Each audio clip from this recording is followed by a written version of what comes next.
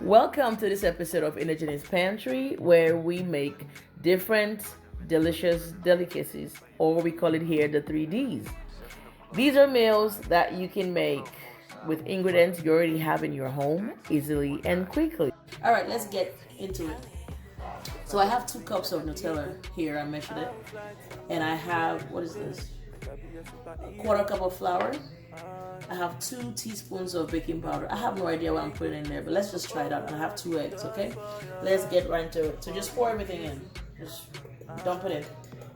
Right? I put the flour in there, baking powder.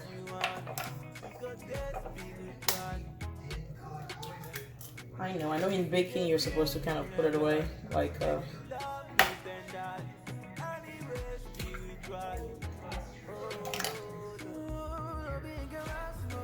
Alright, so you just stir it all together. Stir. We're done stirring. And it looks like a dough right here. It looks like a simple dough. So I'm gonna scoop it into the trays that are already lined with parchment paper, and I'll bake it for like 8 minutes. I'll just kind of watch out for it. So I'll put it on the parchment paper and bring it out so you can see, okay?